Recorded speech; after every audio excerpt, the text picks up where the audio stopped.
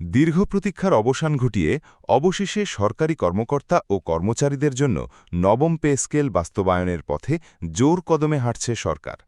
প্রিয় সরকারি চাকরিজীবী ভাই ও বোনেরা, আজকের সকালের আপডেট নিউজে আপনাদের স্বাগতম। যারা আমাদের চ্যানেলে নতুন তারা এখনই চ্যানেলটি সাবস্ক্রাইব করুন, আর অবশ্যই কমেন্ট করে জানাবেন আপনারা কে কোন জেলা থেকে আমাদের ভিডিওটি দেখছেন। তবে চলুন কথা না বাড়িয়ে আজকের সর্বশেষ সংবাদটি জেনে নেওয়া যাক। সবকিছু ঠিক থাকলে আগামী ১ জুলাই ২০২৬ থেকে নতুন এই বেতন কাঠামো কার্যকর হতে যাচ্ছে। সরকারের শীর্ষ মহল থেকে এ বিষয়ে ইতিবাচক সিদ্ধান্ত গ্রহণ করা হয়েছে এবং এর জন্য যাবতীয় প্রস্তুতিও পুরো দমে এগিয়ে চলছে। নতুন বেতন কাঠামো চূড়ান্ত করতে ইতোমধ্যে ১০ সদস্য বিশিষ্ট একটি উচ্চ পর্যায়ের কমিটি গঠন করা হয়েছে। এই কমিটি মূলত নতুন পে স্কেলের রূপরেখা কেমন হবে এবং এর ফলে রাষ্ট্রীয় কোষাগারের ওপর কতটা চাপ পড়বে তার একটি পুঙ্খানুপুঙ্খ বিশ্লেষণ করবে। আগামী বাজেটে সরকারি চাকুরিজীবীদের এই বর্ধিত বেতন ভাতার জন্য পর্যাপ্ত অর্থ বরাদ্দ রাখার বিষয়ে সরকার নীতিগত সিদ্ধান্ত গ্রহণ করেছে এবং অর্থ মন্ত্রণালয় সে অনুযায়ী কাজ চালিয়ে যাচ্ছে। এতে বোঝা যাচ্ছে সরকারি কর্মকর্তা কর্মচারীদের বেতন ভাতা বাবদ বেশ বড় অঙ্কের অর্থের প্রয়োজন হবে। এই বিষয়টি মাথায় রেখে সরকার আগেই বিভিন্ন গঠনমূলক পদক্ষেপ গ্রহণ করেছে। বিশেষ করে রাজস্ব আহরণ বৃদ্ধির দিকে বেশি জোর দেওয়া হচ্ছে। সরকারের পরিকল্পনা অনুযায়ী সামনে আর্থিক ও প্রশাসনিক সংস্কারের মাধ্যমে রাজস্ব আয় উল্লেখযোগ্যভাবে বাড়বে বলে আশা করা হচ্ছে, আর এই বাড়তি রাজস্ব দিয়েই নতুন বেতন কাঠামোর ব্যয় নির্বাহ করা হবে।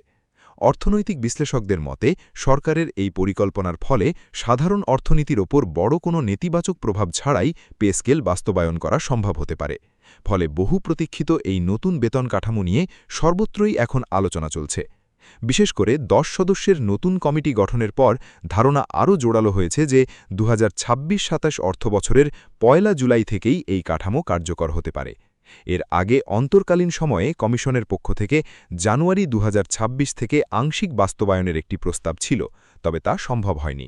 এখন নতুন লক্ষ্য ধরা হয়েছে ১ জুলাই। ঐতিহাসিকভাবেই এই দিন থেকেই সরকারি চাকরিতে বার্ষিক ইনক্রিমেন্ট কার্যকর হয়, তাই নতুন পে স্কেল চালুর জন্য এটিই সবচেয়ে যৌক্তিক সময় বলে মনে করা হচ্ছে।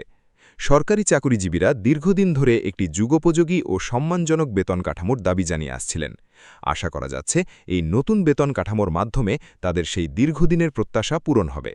এরই অংশ হিসেবে গত বছরের জুলাই মাসে ২১ সদস্য বিশিষ্ট একটি বড় কমিটি গঠন করা হয়েছিল। তাদের কাজ ছিল তথ্য সংগ্রহ করে একটি প্রাথমিক প্রতিবেদন তৈরি করা। জীবনযাত্রার ব্যয়, মূল্যস্ফীতি এবং বাজার পরিস্থিতির সাথে সামঞ্জস্য রেখে বেতন নির্ধারণের বিষয়টি তারা বিশ্লেষণ করেন। এই পূর্ববর্তী কাজের ভিত্তিতেই এখন নতুন ১০ সদস্যের কমিটি চূড়ান্ত প্রতিবেদন তৈরি করবে। তাদের সুপারিশের ভিত্তিতেই শেষ পর্যন্ত পে স্কেল বাস্তবায়নের সিদ্ধান্ত নেওয়া হবে। অন্যদিকে অর্থমন্ত্রী জানিয়েছেন যে এখনও পর্যন্ত এ বিষয়ে কোনো চূড়ান্ত ঘোষণা আসেনি। তিনি উল্লেখ করেন, দেশের বর্তমান অর্থনৈতিক অবস্থা বিবেচনা করে সবকিছু বিশ্লেষণ করেই সিদ্ধান্ত নেওয়া হবে। প্রধানমন্ত্রীর সঙ্গে একাধিক বৈঠকের পর একটি বিশেষ সচিব কমিটি গঠন করা হয়েছে। এই কমিটিকে নির্দেশনা দেওয়া হয়েছে যাতে তারা অর্থনৈতিক সক্ষমতা এবং কর্মচারীদের বাস্তব চাহিদার মধ্যে ভারসাম্য রেখে একটি কার্যকর প্রস্তাব তৈরি করে। এদিকে অর্থ মন্ত্রণালয় আসন্ন জাতীয় বাজেট প্রণয়নে ব্যস্ত সময় পার করছে।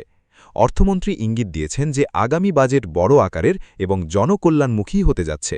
সরকার আশাবাদী যে বর্তমান মেয়াদের মধ্যেই এবং আগামী অর্থবছর থেকেই নবম পে স্কেল ঘোষণা করা সম্ভব হবে, যাতে সরকারি চাকুরিজীবীরা দ্রুতই তাদের নতুন বেতন হাতে পেতে পারেন, সেই লক্ষ্যেই কাজ এগিয়ে চলছে।